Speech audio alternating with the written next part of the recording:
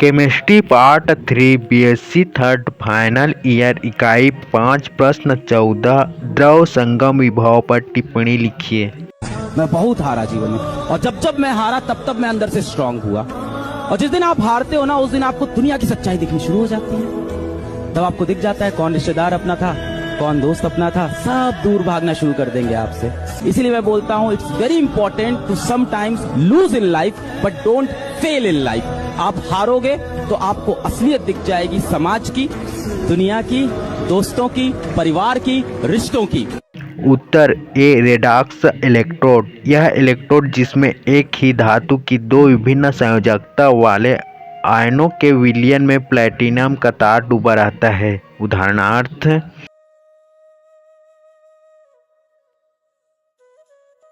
इन इलेक्ट्रोडों में धातु की ऑक्सीकरण अवस्था में परिवर्तन होता है, अतः रेडॉक्स अभिक्रिया संपन्न होती है। तो चलिए शुरू करते हैं। बी गैल्वेनिक सेल एवं अर्ध सेल अभिक्रिया। गैल्वेनिक सेल या वोल्टेज सेल वह युक्ति डिवाइस है जिसके द्वारा रासायनिक ऊर्जा का विद्युतीय ऊर्जा में परिवर्तन किया जाता है। उदाहरण डेनियल सेल में कॉपर एवं जिंक दो इलेक्ट्रोड होते हैं जो चित्रानुसार लवण सेतु से जुड़े रहते हैं। अर्ध सेल अभिक्रिया। इस तरह रेडॉक्स अभिक्रिया के फलस्वरूप विद्युत ऊर्जा उत्पन्न होती है। बात तो सही है। सी द्रव संधि विभव। अभिगमन युक्त सांद्रता सेल में विद्युत अपघट्य के विभिन्न सांद्रताओं वाले दो विलयन एक दूसरे के संपर्क में होते हैं। इन दोनों विलयनों के संगम पर एक विभव उत्पन्न होता है जिसे द्रव संगम विभव कहते हैं। द्रव संगम विभव दोनों विलयनों में उपस्थित दोनों प्रकार के आयनों की एक से दूसरे विलयन में विसरण होने की गति में भिन्नता के कारण उत्पन्न होता है।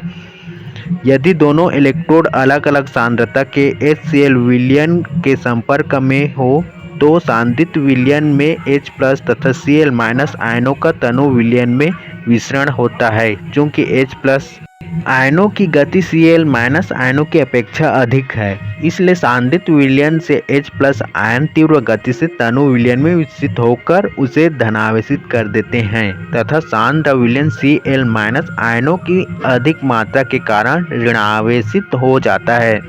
इस प्रकार दोनों द्रवों के संगम पर एक विभव उत्पन्न होता है जिसे द्रव संगम विभव कहते हैं। द्रव संगम विभव की गणना अभिगमन रहित एवं अभिगमन युक्त दोनों प्रकार के सांद्रता सेलों के EMF के समीकरणों की सहायता से ज्ञात किया जा सकता है। मैं नहीं बताऊंगा।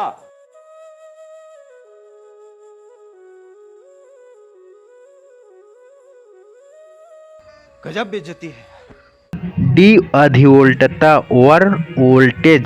किसी सेल की अभिक्रिया को उत्क्रमणित करने के लिए सैद्धांतिक वोल्ट में जितना ज़्यादा वोल्ट लगाने की आवश्यकता होती है उसे अधिवोल्टता ओवर वोल्टेज कहा जाता है।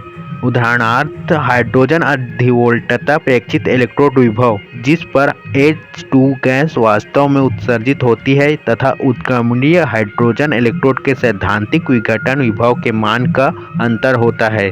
इसी तरह ऑक्सीजन जिस विभव पर एनोड पर मुक्त होती है तथा सैद्धांतिक विभव जिस पर होना चाहिए के मध्य अंतर ऑक्सीजन अधिवोल्टता कहलाता है। अधिवोल्टता को प्रभावित करने वाले कारक: 1 धारा घनत्व, 2 ताप, 3 pH, 4 दाब, 5 अशुद्धियों की मात्रा, E लवण सेतु साल्ट ब्रिज। विद्युत रासायनिक सेल में दो विद्युत अपघट्यों को आपस में संपर्क में लाने के लिए इसका प्रयोग किया जाता है। यह कांच की U आकार की नली होती है जिसमें प्रबल विद्युत अपघट्य जैसे KCl NaNO3 इत्यादि का अगर अगर के साथ बनी जेली होती है। लवण सेतु के कार्य इस प्रकार हैं: 1 यह सेल के परिपथ को पूर्ण करता है। 2 दोनों विद्युत अपघट्यों को आपस में संपर्क में लाता है किंतु उन्हें एक दूसरे में मिश्रित होने से रोकता है। 3 सेल के कार्य करते समय दोनों विद्युत अपघट्यों के विलयन की विद्युत उदासीनता को बनाए रखता है। 4 सेल में द्रव संधि विभव को उत्पन्न होने से रोकता है। अच्छा है, बहुत अच्छा आइडिया। F विद्युत वाहक बल। किसी विद्युत रासायनिक सेल के दोनों इलेक्ट्रोडों के मध्य होने वाली अभिक्रियाओं के फलस्वरूप सेल के दोनों इलेक्ट्रोडों के मध्य जो विभवांतर उत्पन्न होता है, जिससे विद्युत धारा इलेक्ट्रॉन एक इलेक्ट्रोड से दूसरे इलेक्ट्रोड की ओर प्रवाहित होती है, इसे विद्युत वाहक बल इलेक्ट्रोमोटिव फोर्स या ईएमएफ कहते हैं। इसे विभव मापी की सहायता से मापा जा सकता है। इसकी इकाई वोल्ट है। जी, ध्रुवण पोलराइजेशन विद्युत अपघटन के उत्पादों द्वारा होने वाली उपरीत ईएमएफ की परिघटना ध्रुवण कहलाती है। उदाहरणार्थ, जब H2SO4 में डूबे जिंक तथा कॉपर इलेक्ट्रोड से विद्युत धारा प्राप्त की जाती है तो सेल का ईएमएफ तेजी से घटता है। ऐसा इसलिए होता है क्योंकि अभिक्रिया के दौरान कॉपर इलेक्ट्रोड गैस के बुलबुलों से ढक जाता है। इससे सेल के ईएमएफ के विरुद्ध ईएमएफ एक गैस इलेक्ट्रोड बन जाता है। ऐसी ही घटना विद्युत अपघटन में भी होती है, जिसमें होने वाली अभिक्रियाएं विद्युत रासायनिक सेल में होने वाली अभिक्रियाओं के ठीक विपरीत होती है। उदाहरणार्थ, तनु H2SO4 में डूबे विलयनों में धारा प्रवाहित करने पर निम्नानुसार विद्युत अपघटन होता है।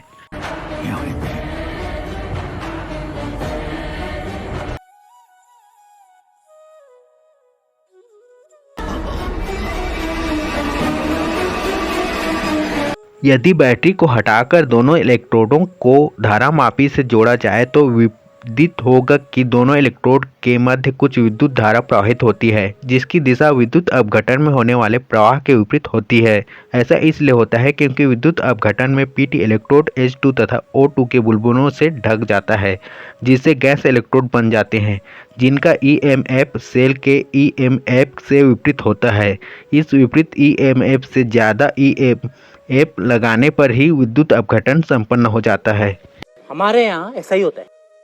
ध्रुवण के कारण एक वैद्युत अपघटन के उत्पाद निष्क्रिय PT इलेक्ट्रोडों को सक्रिय इलेक्ट्रोडों में रूपांतरित कर सकते हैं, जिससे सेल में प्रतीक बैक ईएमएफ उत्पन्न होता है।